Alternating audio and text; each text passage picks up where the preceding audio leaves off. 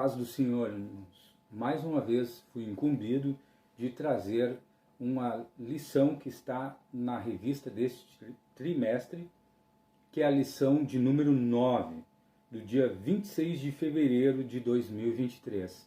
Então, sem demais delongas, nós vamos já entrar na lição, porque o tempo é relativamente curto. E o título da lição é O Avivamento Pentecostal no Brasil. Nós vamos ler então o texto áureo que encontra-se no livro de Atos, no capítulo 19, no versos 5 e 6. E diz assim: E os que ouviram foram batizados em nome do Senhor Jesus, e impondo-lhes Paulo as mãos, veio sobre eles o Espírito Santo, e falavam línguas e profetizavam. A verdade prática nos diz assim: Deus derramou o grande avivamento pentecostal no Brasil, e Ele pode avivar mais uma vez o seu povo. Amém. A nossa leitura bíblica em classe está no livro de Atos, no capítulo de número 19, versos do 1 ao 7. E sucedeu que, enquanto Apolo estava em Corinto, Paulo, tendo passado por todas as regiões superiores, chegou a Éfeso, e achando ali alguns discípulos, disse-lhes: Recebestes vós já o Espírito Santo quando crestes? E eles disseram-lhe: Nós nem ouvimos que haja Espírito Santo. Perguntou-lhes então: Em que sois batizados então? E eles disseram: No batismo de João. Mas Paulo disse: Certamente João batizou com o batismo do arrependimento, dizendo ao povo que cresce no que após ele havia de vir, isto é, Jesus Cristo. E os que ouviram foram batizados em nome do Senhor Jesus. E impondo-lhes Paulo as mãos, veio sobre eles o Espírito Santo, e falavam línguas e profetizavam. Estes eram ao todo uns 12 varões. Amém? Irmãos, para nós termos um entendimento melhor do que é o pentecostalismo, do que é avivamento, eu sempre costumo trazer a etimologia das palavras, ou seja, o real significado, para que nós possamos entender, porque muitas vezes é falar nos nossos púlpitos, nas nossas igrejas, mas as pessoas não sabem o real sentido da palavra, o que aquela palavra quer dizer. Então, avivamento é um termo teológico que se refere a um despertar espiritual em um determinado lugar. Em particular, para o protestantismo, o avivamento é um princípio de conversão espiritual, motivado por Deus e às vezes visto como um processo restauracionista. Ou seja, né, o avivamento traz consigo toda a manifestação do Espírito Santo, mas não só a manifestação, né? Não somente os dons, não somente a cura, não somente a libertação, mas também um processo de restauração. Restauração essa a Deus, né? Porque o que acontece? Muitas vezes nós estamos deixados levar por aquilo que o mundo nos ensina na nossa vida secular, e nós acabamos trazendo para dentro da igreja, que é a situação de nós olharmos se uma pessoa está bem espiritual quando ela está bem financeiramente. Nós olhamos uma pessoa bem financeiramente, automaticamente as pessoas dizem: ó, ela está de bem com Deus, ela está, né, numa situação de avivamento, ela está ligada com o Pai, o Espírito Santo está trabalhando na vida dela de forma que tudo aquilo que ela faz é bem sucedido. Isto não é necessariamente verdade. Nem todas as vezes isto acontece. Então, por isso nós temos que ter um cuidado. O avivamento trata da parte espiritual, e geralmente a parte espiritual não está ligada à parte financeira. Isto é uma outra teologia que ao longo dos anos foi entrando dentro das nossas igrejas e fazendo com que o esfriamento viesse, por causa que daí as pessoas consideravam que a pessoa que não era bem sucedida, ela não era uma pessoa que estava intimamente ligada a Deus através de Jesus e na direção do Espírito Santo. Então, nós temos que entender que uma coisa é o avivamento espiritual, é uma restauração minha com o meu Criador, com Deus, através de Jesus Cristo e na direção do Espírito Santo. E outra coisa é a minha vida financeira. Minha vida financeira ela pode ser próspera por N motivos. Principalmente se você atentar ali para Provérbios, onde tem conselhos maravilhosos, e hoje as pessoas que estão bem-sucedidas, geralmente elas citam os provérbios, por quê? Porque ali tem pérolas preciosas. E outra coisa também, as pessoas que mais se preparam são as que mais são bem-sucedidas. Então, não podemos crer que vai chover bênçãos do céu e nós vamos ficar ricos. Isso aí é uma fábula que foi inventada até mesmo para que haja esse esfriamento, para que as pessoas não se aproximem de Deus e do real sentido que é o Evangelho. O Evangelho é para conversão, arrependimento de pecados e para uma restauração. Restaurar a ligação do homem com Deus. Isso é religião. Religião é a religação, onde nós religamos com o céu, religamos com Deus.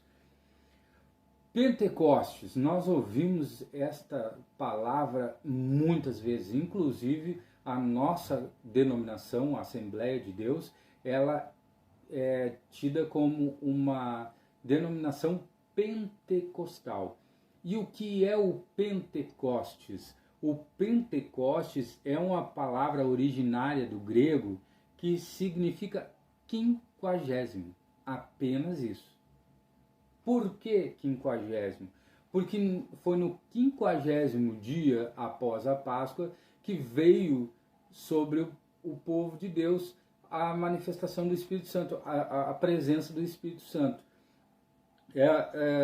No calendário cristão, né, em determinadas denominações, é comemorado o dia de Pentecostes 50 dias após o domingo de Páscoa, porque eles entendem que naquele dia ali foi o dia que o Espírito Santo desceu e veio estar conosco, porque Jesus mesmo disse que subiria ao Pai e não nos deixaria órfãos, e para isso ele enviaria o Consolador, o Espírito Santo, que está conosco até o dia de hoje e ficará conosco eternamente, porque depois que Jesus voltar, ele estará conosco, com Deus Pai, Jesus, que é o nosso único e suficiente Salvador, e o Espírito Santo estarão todos juntos lá no céu, juntamente conosco. Então, que na realidade o que acontece? Jesus ficou 40 dias aqui na Terra após a sua morte, e após ele subir, no 10º dia após ele subir em ascensão aos céus, o Espírito Santo veio e foi considerado então o dia de Pentecostes, ou seja, no 50º dia. Então está relacionado, mas não necessariamente fala do Espírito Santo, fala de uma data específica onde houve o primeiro avivamento que se tem notícia, que foi quando o Espírito Santo desceu no dia de Pentecostes.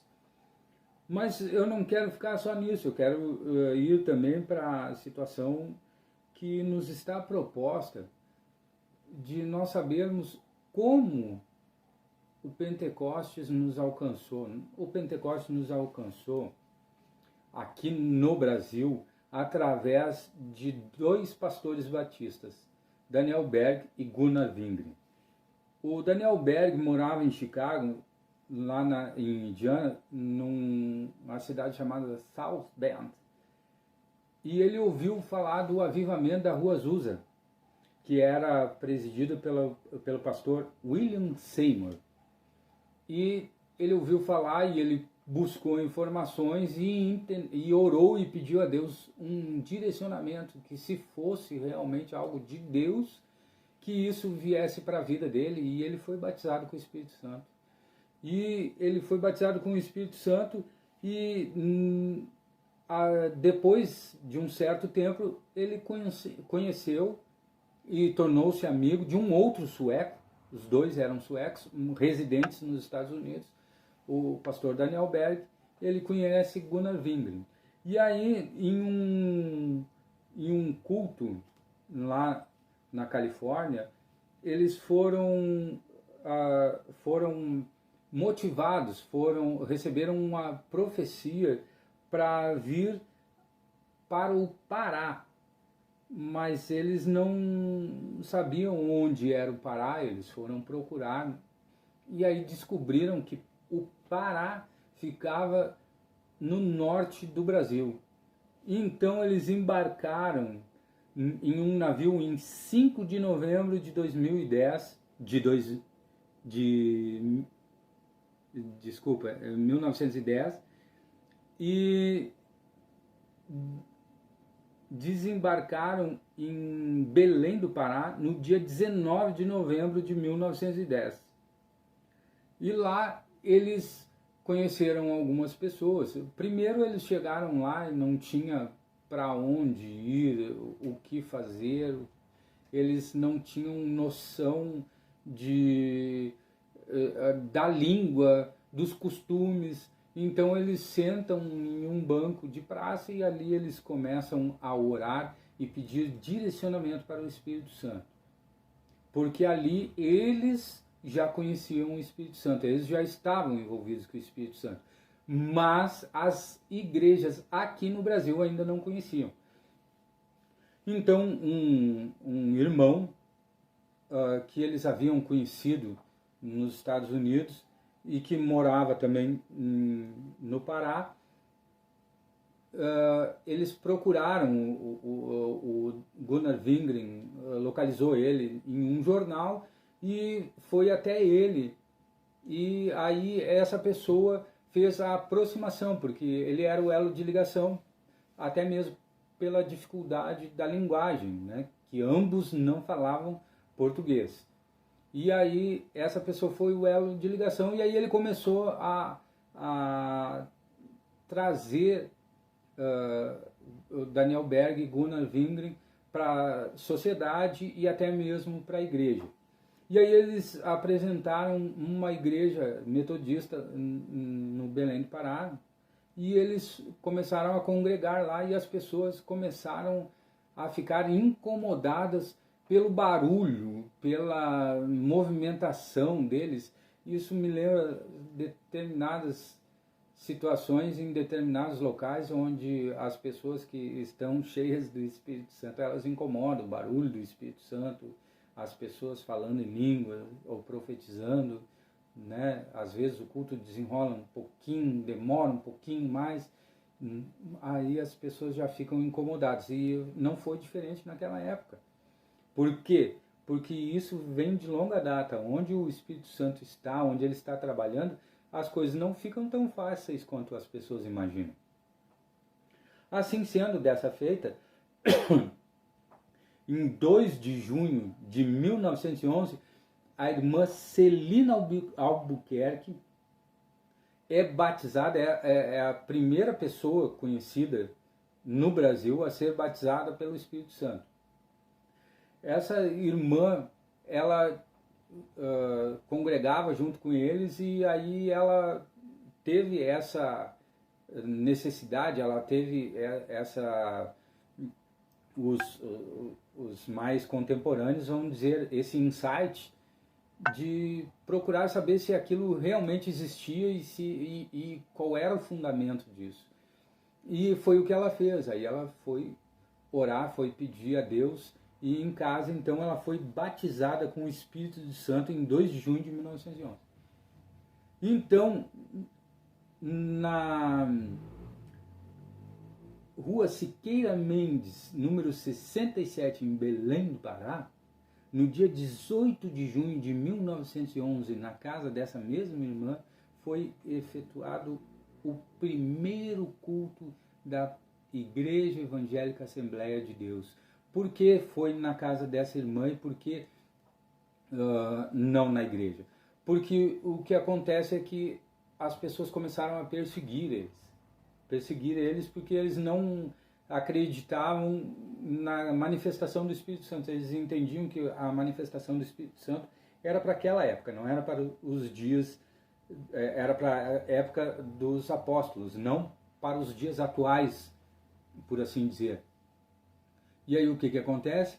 Aí eles começaram a perseguir, né, a irmã, perseguir o pastor Daniel Berg, o pastor Gunnar Wingren, e com eles saíram mais algumas pessoas, em torno de 9 pessoas, e daí então começam os cultos na rua Siqueira Mendes, número 67. E ali forma-se a primeira igreja Assembleia de Deus, e a primeira igreja evangélica Assembleia de Deus, e era uma igreja pentecostal. E o resultado disso, o que foi? O resultado disso foram pessoas sendo batizadas, foram pessoas sendo curadas, pessoas sendo libertas, e isso incomodava as outras religiões, mas não necessariamente religiões, não necessariamente pessoas, mas isso incomodava o inferno, que o problema todo é este: quando a árvore não está gerando frutos, ninguém joga pedra. Se é uma árvore seca, sem flores, sem frutos, que não é vistosa, o que acontece? As pessoas passam e deixam de lado. Isso aí não tem fundamento, né? Nem ficar embaixo dela para pegar uma sombra. Imagina quando você vê uma árvore na rua estrondosa, com muitos frutos, belas flores. O que acontece? Geralmente as pessoas sobem ou usam varas para cutucar, para derrubar as frutas, jogam pedras. E assim é o cristão quando ele está dando frutos, quando ele está gerando frutos, quando ele está gerando aquilo que Deus propôs que o cristão gerasse, ou seja, frutos de um verdadeiro arrependimento. E foi isso que aconteceu. Quando esses frutos começaram a aparecer, as pessoas começaram a ser incomodadas. Há relatos de pessoas que apedrejaram eles na cidade de Jundiaí, enquanto eles estavam fazendo um culto ao ar livre. Eles foram apedrejados, eles foram perseguidos, eles foram humilhados. Eu li o livro de Daniel Berg na minha tenra idade. É uma pena que ao longo dos anos eu mudei-me várias vezes e com isso acabei perdendo o livro, mas existem relatos ali. Se vocês tiverem a oportunidade, comprem esse livro, leiam esse livro, que é muito interessante. Existe ali relatos de eles chegarem no final do dia, após a caminhada no interior da Amazônia, com os pés cheios de espinhos, de serem perseguidos por grandes serpentes, né, grandes cobras. Eles não conheciam, nós não sabemos se eram jiboias, se era sucuri ou o que era, mas eram serpentes muito grandes, de comerem na casa dos irmãos, e quando eles perguntarem, porque eles não viam gado, não viam galinha, não viam porcos, não viam nada disso, e eles perguntarem que carne gostosa, maravilhosa era aquela que eles estavam comendo, eles diziam: olha, isso é carne de macaco. Então, eles passaram por tudo isso por amor a Deus, por amor ao Evangelho. E o que tem acontecido nos dias de hoje, meus queridos? Hoje, infelizmente, nós temos nos deixado levar pela teologia da prosperidade. Teologia essa que tem tirado o foco principal do Evangelho. E qual é o foco principal do Evangelho? O foco principal do Evangelho é que Jesus veio a este mundo para que eu e você fôssemos salvos, para que eu e você fôssemos canal de bênção, que eu e você fôssemos canal do Espírito Santo, que o Espírito Santo descesse nas nossas vidas e através de nós as pessoas fossem curadas, libertas, transformadas. E por causa do advento dessa nova teologia, o que tem acontecido? As pessoas têm se distraído com outras coisas, têm se deixado levar por essa loucura desse século.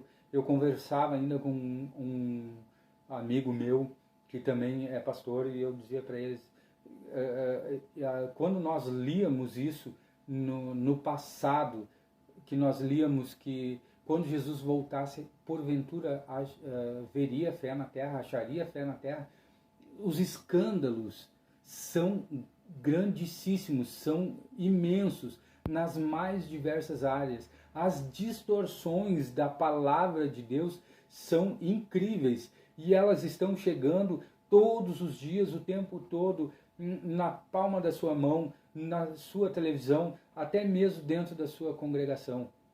Então nós temos que nos voltar para a palavra de Deus, buscar este avivamento, buscar sermos cheios do Espírito Santo, para que nós venhamos discernir. Nem é aquilo que as pessoas falam, já o Espírito Santo já nos revela que o Espírito que está naquela outra pessoa não é o Espírito Santo.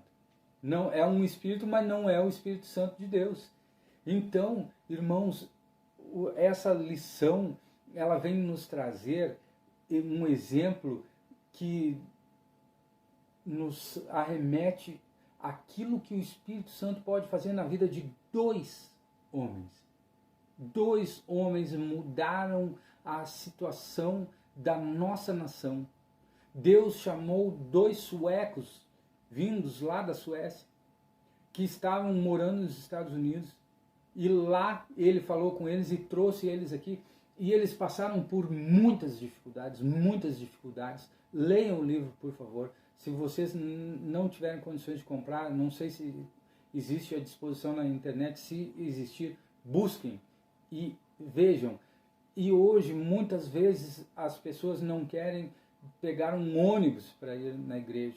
Às vezes as pessoas, se o pastor não disponibilizar um carro, um Uber, uma condução para a pessoa ir até a congregação, as pessoas não querem ir. E por quê? Porque elas estão vazias do Espírito Santo. Pessoas cheias do Espírito Santo, elas vão aonde o Espírito Santo manda elas, seja na igreja, seja no meio do mato, no meio do nada, para comer cobra, para comer macaco, para ter os pés cravados por espinhos, para serem apedrejados nas ruas enquanto falam do amor de Deus. Muitas vezes nós estamos vendo as igrejas cheias, mas de pessoas vazias. Nós não podemos ser assim, meus irmãos. Eu recordo, e é um fato que eu conto sempre, eu estava na casa do meu avô morava quase ao lado da nossa casa, e um dia nós estávamos lá na área da casa dele, lá conversando, como sempre, os irmãos sempre fizeram questão de ir lá conversar com ele, porque era uma pessoa que tinha muita experiência, uma bagagem muito grande. E eu lembro que nós estávamos lá conversando com ele, quando de repente umas senhoras batem palma em frente ao portão. Eram duas senhoras e algumas crianças pela mão e uma no colo. E aí uma delas disse, é aqui que mora o senhorzinho ali que vai ali na igreja, ali um senhor baixinho ali. Aí nós dissemos, isso mesmo, é aqui que mora ele. Por quê? Ela disse, não, é que nós estamos há meses com essa criança, aquela que estava no colo, ela mostrou a criança que estava no colo, e disse, nós estamos com essa criança há meses correndo atrás de uma solução para ela, e nós gastamos quase tudo que nós tínhamos em uma determinada religião, que tem uma casa aqui próximo. E aí agora, como nós não tínhamos mais o que fazer, não era questão de não ter mais dinheiro, mas não tinha mais o que ser feito naquela instituição a qual eles estavam levando. Eles disseram, se vocês peguem essa criança e levem naquele vozinho que mora quase em frente à igreja. Se ele orar e não acontecer nada, o caso é derradeiro, é morte certa. O que aconteceu? Elas vieram, meu avô orou pela criança, a criança foi curada, e eu não acompanhei mais a vida daquelas senhoras, não sei se converteram, se converteram não foi aqui, mas a obra foi feita. Por quê? Alguém cheio do Espírito Santo era reconhecido até dentro de centros, em outras religiões, que não professam a mesma fé. Então, é isso. Nós estamos rodeados de testemunhos de profecias, de curas, de libertação, do agir, do poder de Deus. E é isso que nós temos que buscar nesses últimos tempos. Neste momento em que eu estou gravando esse vídeo, lá nos Estados Unidos, está havendo um grande avivamento. É um avivamento orgânico, sem grandes nomes, sem grandes personalidades, mas o Espírito Santo está movendo a vida das pessoas lá naquele lugar. Como? Através de pessoas que simplesmente decidiram fazer um culto no pátio de uma universidade. E aí aquele culto tomou uma proporção que não tinha mais como ser encerrado ali. Levaram para dentro da congregação. Eu tenho amigos que moram em outras cidades, que se deslocaram para lá e estão lá. Eles conseguiram chegar e aí eles estão lá e eles ficam até a exaustão. Aí quando não existe mais condições físicas, eles saem e abrem lugar para outras pessoas e aí entram as outras pessoas. E sabe qual é a mensagem? É arrependimento. A mensagem é humilhação, é se humilhar na presença de Deus, se arrepender, é buscar aquele que tem para dar. Nós não somos nada sem o Espírito Santo, nós precisamos do Espírito Santo, porque o Espírito Santo é a válvula motriz, é aquilo que nos impulsiona, é aquilo que nos dá força, nos dá ânimo para continuar, apesar das perseguições. Então saiba, se você não está sendo perseguido, algo está errado. Se você está sendo perseguido, saiba que você está gerando frutos. Perseguido por amor a Deus, não por outras coisas, mas por amor a Deus, por amar a Deus, por pregar esse evangelho, por orar pelas pessoas, por levar as pessoas a conhecer a Cristo. Saiba que você está gerando frutos, você está avivado, você está vivo na presença de Deus. Então eu quero dizer para você que acompanhou essa lição juntamente comigo, este é um tempo onde Jesus está às portas. Este é um tempo onde nós temos de estar preparados. E como nós estaremos preparados? Estando na presença de Deus, fazendo aquilo que Ele quer que nós façamos. E como nós faremos isso? Sendo guiados pelo Espírito Santo. Porque o Espírito Santo ele vai nos guiar em linha reta, ele não vai nos deixar desviar nem para a direita, nem para a esquerda, mas nós estaremos no centro do caminho. Então, é isso que eu tenho para você nesta lição, que você busque ao Espírito Santo, que você se consagre, que você ache um tempo aonde não há tempo. Eu conheci uma pessoa que ela sempre me dizia assim, quem quer dá um jeito, quem não quer dá desculpa. Então, nesta lição eu quero dizer para você, você quer ser avivado, você quer orar e ver as pessoas serem libertas, cativos serem libertos, enfermos serem curados, pessoas serem renovadas pelo Espírito Santo, ache um jeito, busque, ache um tempo onde não existe tempo. E você vai ver o milagre de Deus na sua vida. Em nome de Jesus.